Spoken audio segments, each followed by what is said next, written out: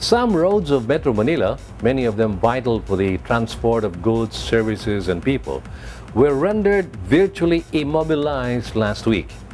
The Endless was reported to have been turned into a wide, long expanse of a parking lot of private vehicles, commercial transport, buses, and lots of trucks. The culprit? The one-lane policy for trucks headed to and from the port area.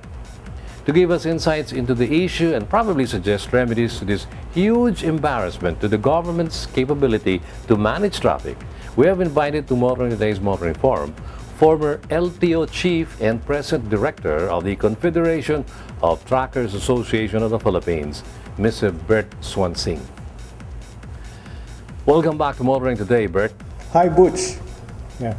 Now, cutting into the chase, Bert, from where you stand as an official of the biggest organization of truckers in the country, what do you honestly think of the recently implemented one-lane policy for trucks? Does it have any advantage?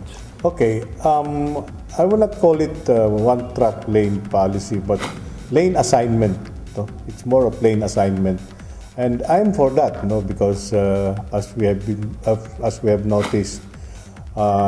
In some thoroughfares, trucks normally occupy all of the lanes, and some motorists are really sore at what they see, where trucks are all over the lanes in a thoroughfare. So, as far as lane assignment is concerned, I am for it.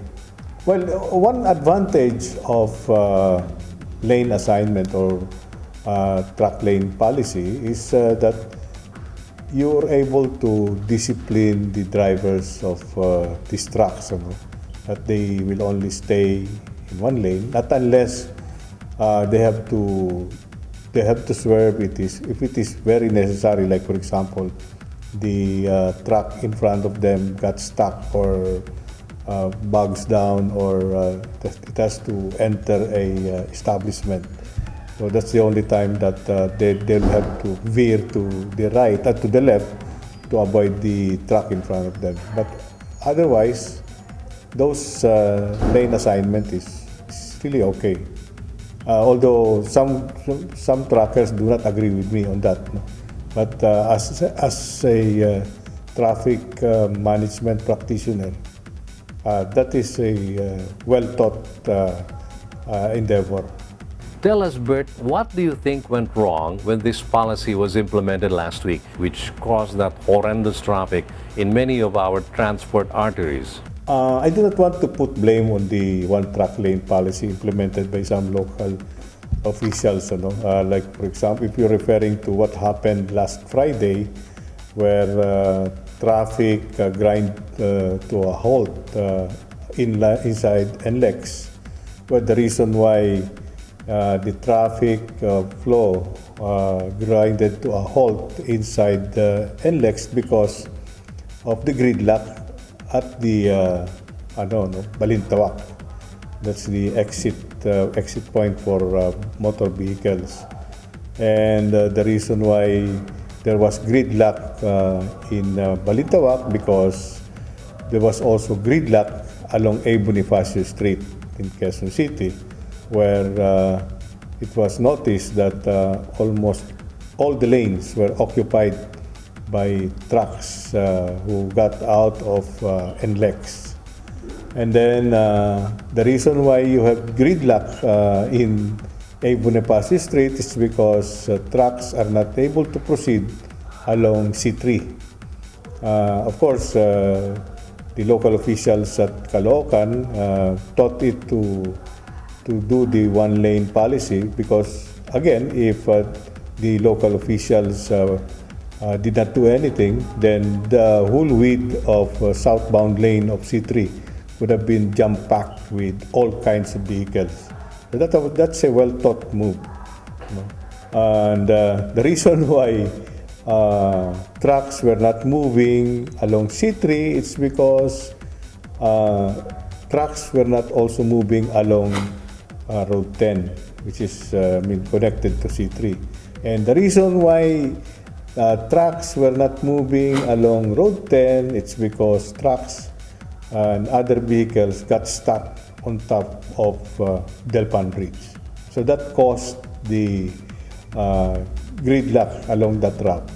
Now, how do you think the government can improve on what it is presently doing, which is to declog the Port of Manila of all these empty containers? Actually, Butch, we're not only talking of empty containers when you talk of Port of Manila. We're primarily talking of cargoes that are entering the Port of Manila. These cargoes are coming from various countries, imports, and these imports are, most of them are raw materials for export and for further processing and consumer goods.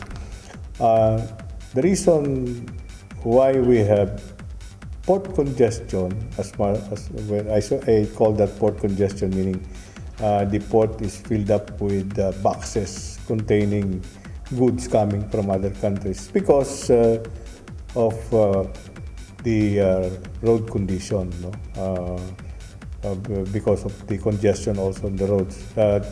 Trucks are not able to do the number of trips that they're supposed to, because of congestion. That's why we'd like to address that matter of road congestion, meaning good traffic management. What do you think is the best compromise? That the local governments of the metro and the truckers, in order to reach a win-win situation, wherein trucks do not unnecessarily add to the congestion of the metro's already narrow streets, and the unhampered operations of transporting goods and services. Can you suggest stopgap and long-term solutions? The stopgap solution is proper coordination between MMDA, which is tasked with traffic management in Metro Manila, and the local governments, And of course, let's do proper traffic management. That's the solution to this congestion that we have on the roads. I have always been saying that moving vehicles does not cause traffic. What causes traffic are the obstacles that slows down vehicles, or sometimes vehicles grind to a halt because of obstacles. What are these obstacles? Well, you have vehicles that let's say, for example, the bogged down, or vehicles that are parked, vehicles that or bus that do terminaling, jeepneys, tricycles, vendors. There should be only one activity as far as road is concerned, that is running vehicles. Thank you for your time, Bert, and your valuable inputs regarding this issue that's already of national concern. Welcome. Mr. Bert Swansing, former LTO Chief and Present Director of the Confederation of Truckers Association of the Philippines, our guest this week on Motoring Today's Motoring Forum.